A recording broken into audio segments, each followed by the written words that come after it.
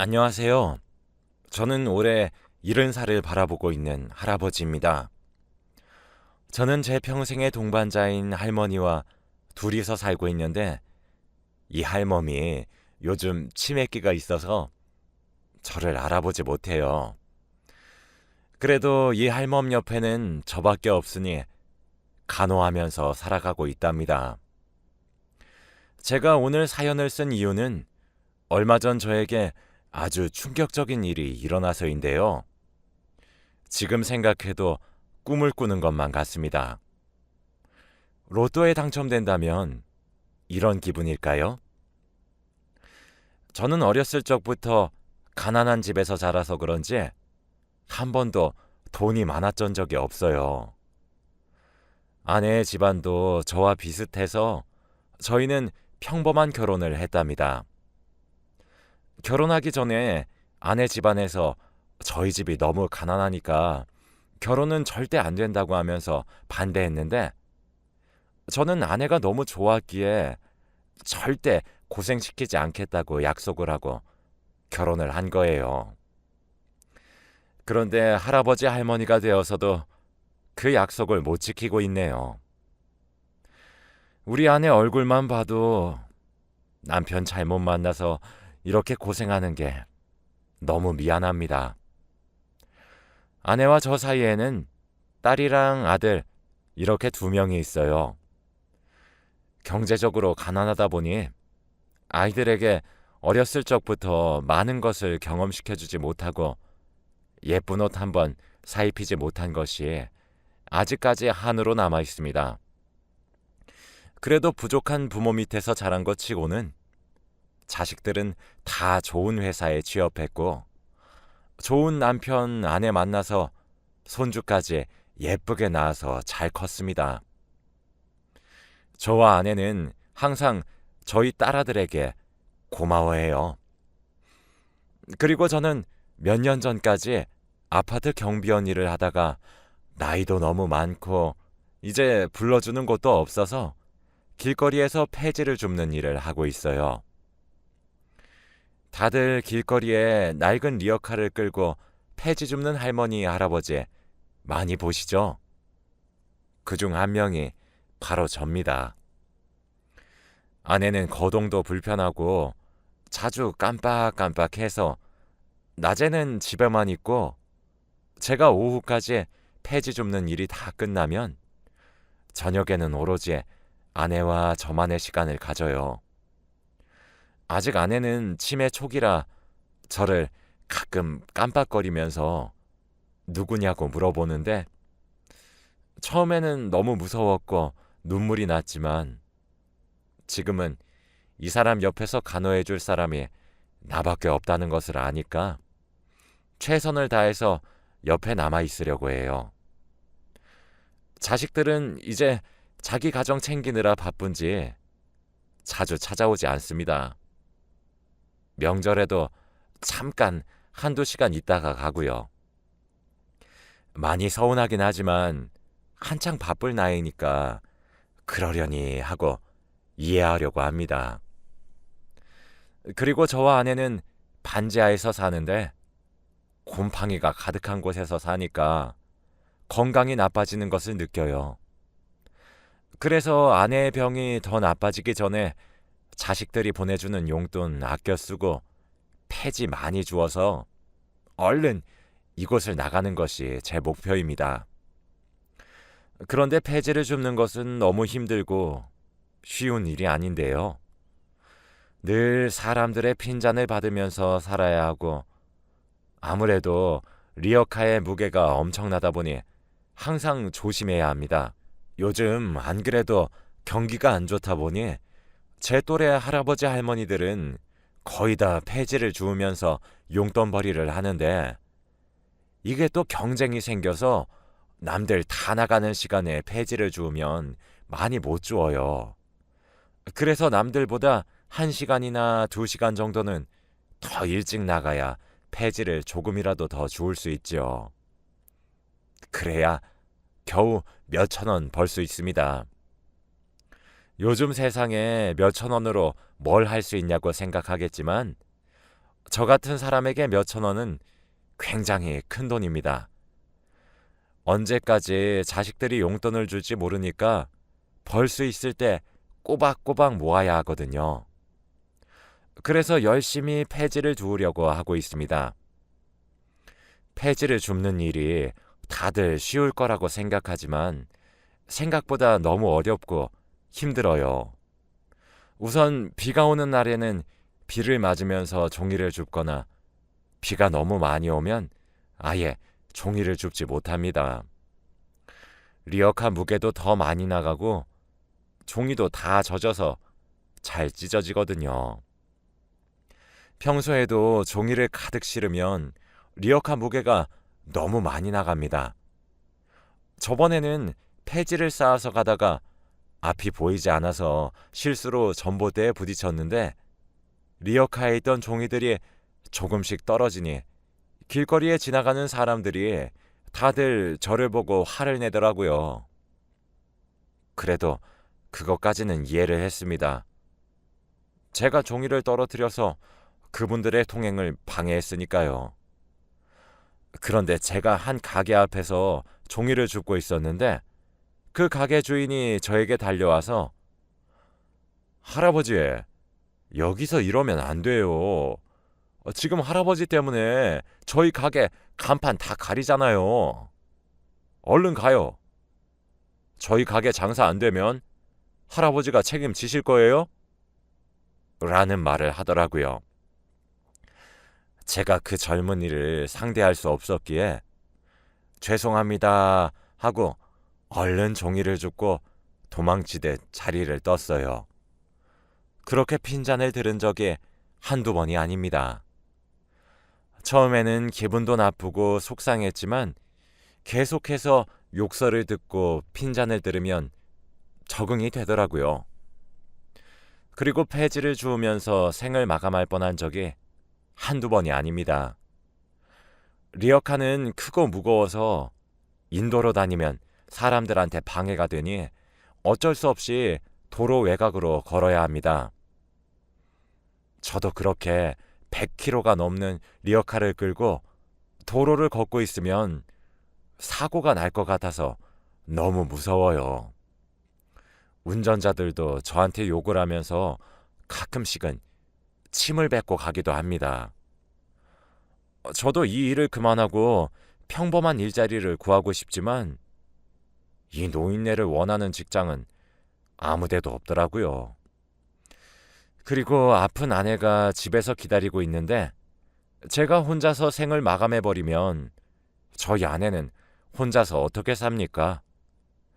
제가 죽으면 자식들이 저희 아내를 간병해야 하는데 자식들 고생시키는 것도 싫습니다.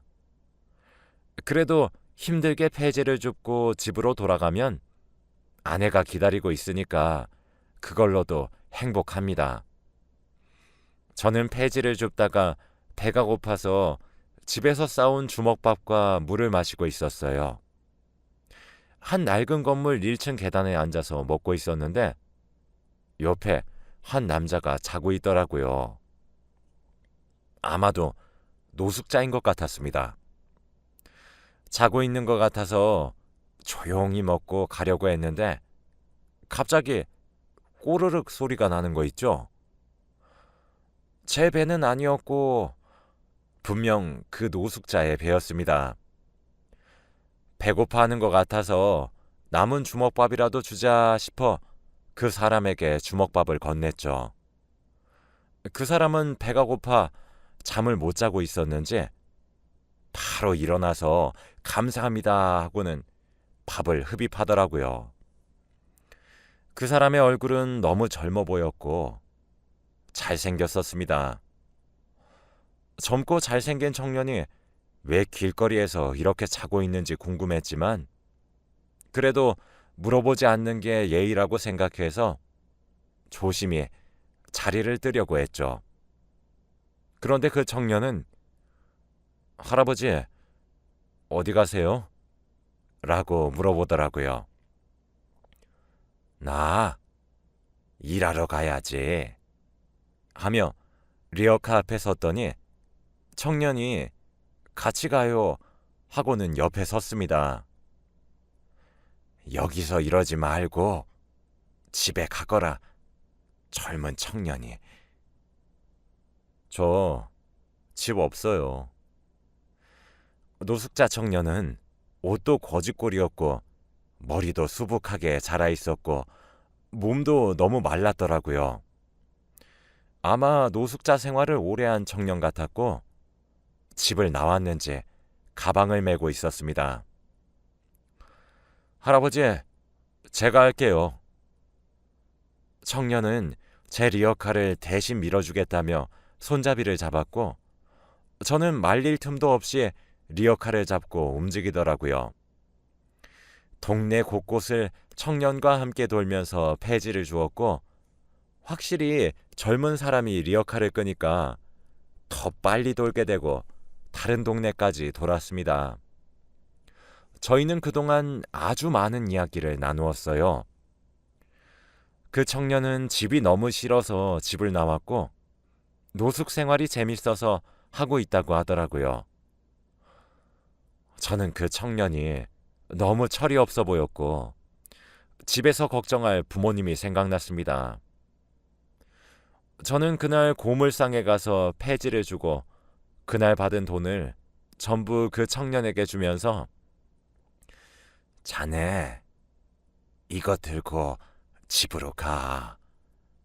부모님께 죄송하다고 사과드리고 집으로 가서 따뜻한 곳에서 잠 좀 자렴. 오늘 밤 춥다더라. 라고 한 뒤 집으로 갔습니다.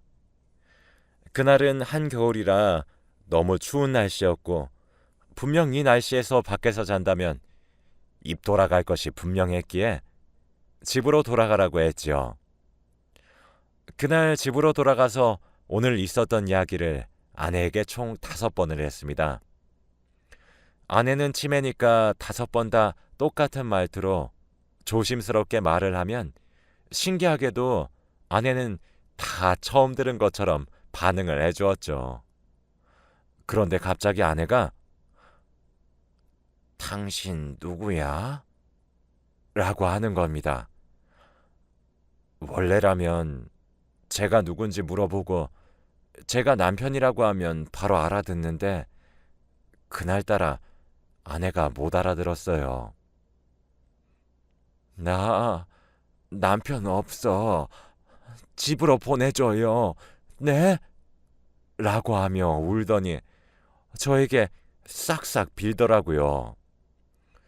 아마 아내는 자기가 모르는 남자한테 납치된 거라고 생각하나 봐요. 저는 그 모습을 보니까 아내의 병이 점점 더 악화되고 있다는 걸 느꼈고 이제 저를 조금씩 잊어간다는 생각에 눈물이 나는 거 있죠.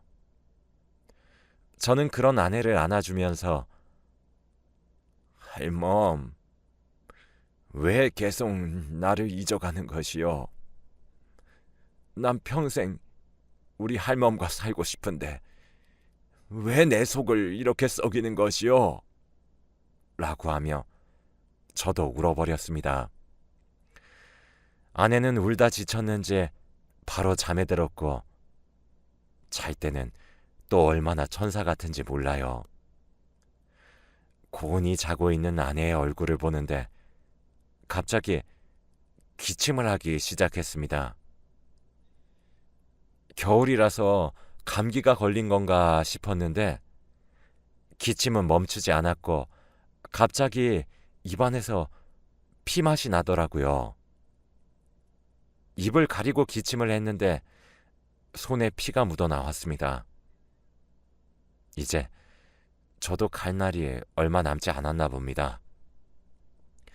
이렇게 예쁘게 자고 있는 아내를 두고 어찌 가나요? 자식들에게 알리면 걱정만 할 것 같아서 아무에게도 말을 하지 못했어요. 그렇게 다음날 폐지를 줍는데 또 그 청년이 보이더라고요. 청년과 저는 눈이 마주쳤고 그날도 같이 한 바퀴를 돌면서 이야기를 나누었어요.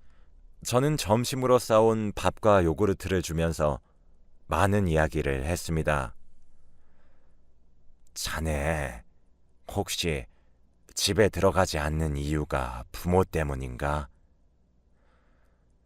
네, 맞아요. 그런 집에서 살 바에는 차라리 죽는 게 나을 정도였으니까. 그럼 꼭 들어가게. 부모는 자식 절대 못 버려. 나도 아들, 딸 하나씩 있는데 지 엄마랑 아빠 찾아오지도 않고 연락도 없어. 어디서 죽었는지 살았는지도 모른다고. 그리고 우리 할멈이 치매인데 어젠 나를 못 알아봐. 원래 이런 적이 없었는데 이제 날이 갈수록 치매가 심해지나벼. 그때 제 손에는 빨간 피가 나왔고 청년은 그걸 보고 할아버지, 어디 아프세요? 라고 묻더군요. 아, 아니요.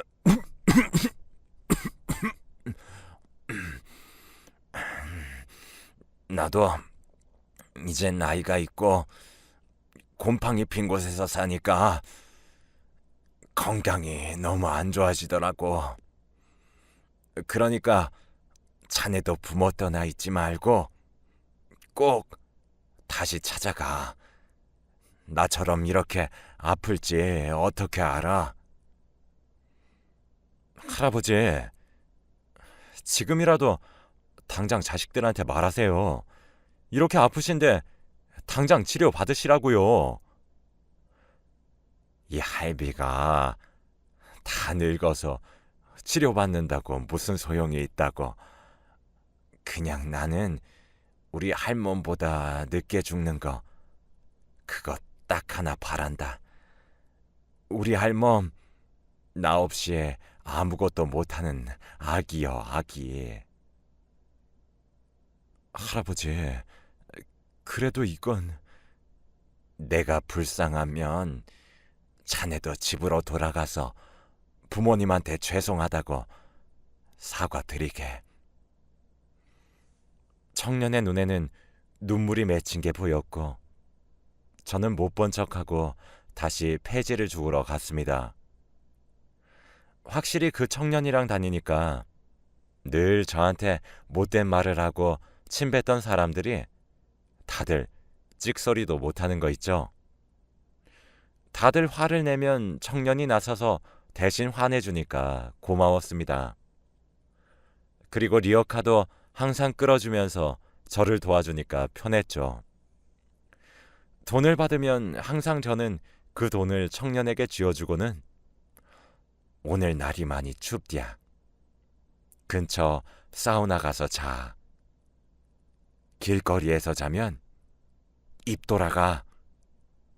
라고 하는데 그때마다 청년은 돈을 다시 저에게 돌려주며 할아버지, 제 걱정하지 마시고 이 돈 들고 얼른 할머니께 가세요. 갈 날도 얼마 안 남으신 분이 할머니랑 1분이라도 더 추억 쌓아야죠. 저는 젊어서 어디서든지 다 잘 수 있어요. 라고 하더군요. 제가 돈을 안 받으면 끝까지 고집을 피우는 사람이었기에 어쩔 수 없이 받고는 했습니다.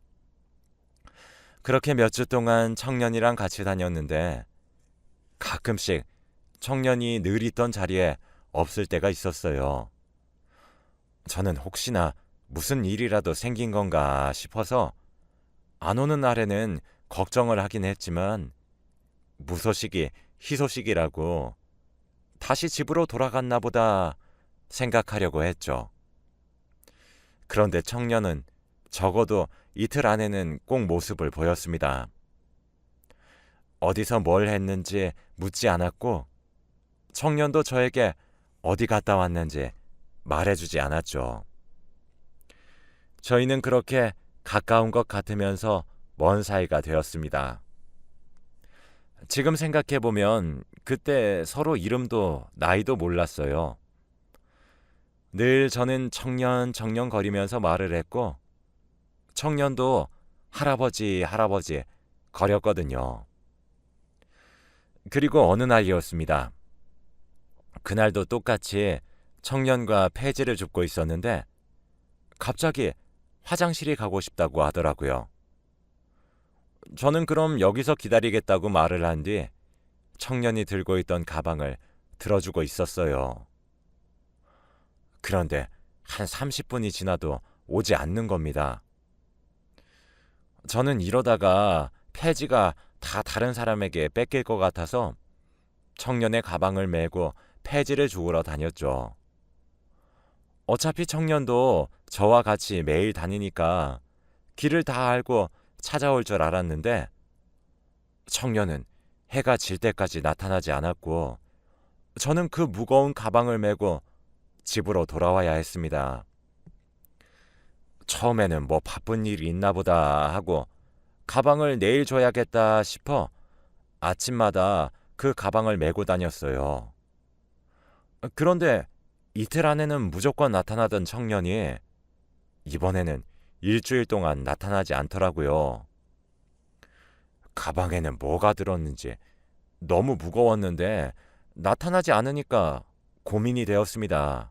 그리고 그날도 혼자서 폐지를 줍고 가방을 집에 두었죠. 아내에게 저녁밥을 차려주고 화장실을 갔다가 나왔는데 아내가 청년의 가방을 열었더라고요. 저는 안 된다고 하면서 말렸지만 이미 가방 안에 있는 내용물을 봐버렸습니다.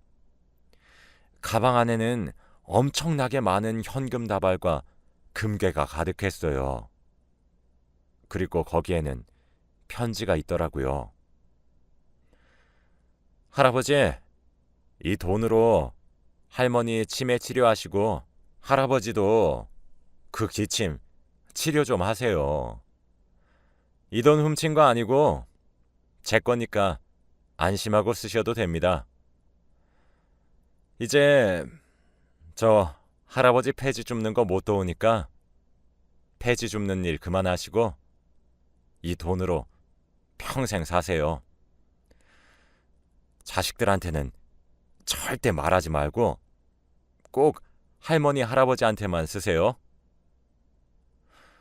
그 편지를 읽고 도대체 이게 무슨 상황인가 싶었고 갑자기 마른 하늘에 날벼락을 맞은 기분이었습니다. 아내는 돈이 뭔지도 모르니까 금괴와 현금을 장난감 취급을 했고 저는 우선 아내를 말리고 가방을 보관했어요. 이렇게 큰 돈을 생애 태어나서 처음 만져보았고 공짜 돈은 절대 없을 거라는 의심을 하면서 꼭 그 청년에게 돈을 돌려주겠다고 생각을 했거든요. 그리고 아내가 건들지 못하는 곳에 가방을 숨겼어요. 그리고 저는 평소처럼 폐지를 줍는 일을 했는데 어느 날 신문을 주었는데 신문 속에 낯익은 얼굴이 보이더라고요.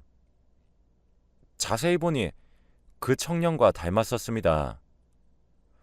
그런데 기사 인터뷰 내용이 왠지 낯이 익은 겁니다. 제가 사실 집을 가출한 적이 있었는데 그때 한 할아버지를 만났어요. 그 할아버지의 성함도 나이도 아무것도 모르지만 집을 나가 있는 동안 아주 많은 것을 배웠어요. 그래서 너무 감사한 마음에 조그만 선물을 드리고 왔습니다. 지금 이 기사를 읽으실지 모르겠지만 정말 감사합니다. 할아버지, 보고 싶습니다. 할아버지가 집으로 돌아가시라고 해서 돌아왔어요. 나중에 다시 만나면 폐지 많이 구해다 드릴게요. 라고 쓰여져 있었죠. 그리고 모기업 회장 아들이라는 말이 있었습니다. 알고 보니 그 청년은 우리나라에서 유명한 기업 회장의 재벌 2세였던 거예요. 어떻게 그런 사람을 못 알아볼 수 있는지 참. 제가 지금까지 그런 사람에게 리어카를 끌게 하고 몇천 원을 주면서 따뜻한 곳에서 자라고 했던 거죠.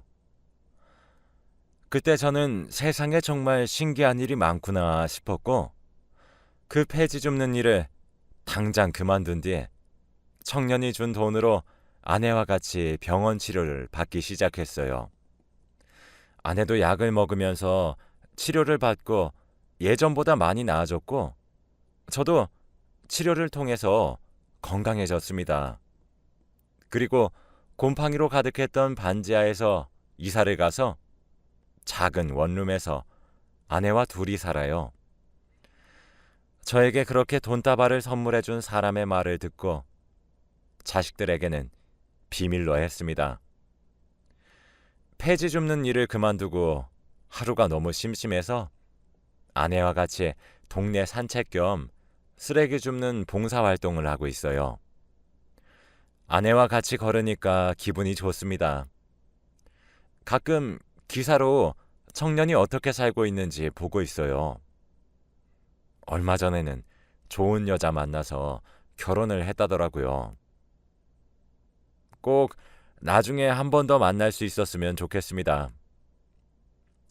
여러분들도 스쳐가는 인연이라고 함부로 대하지 마셨으면 좋겠어요. 정말 세상 일 어떻게 될지 아무도 모릅니다.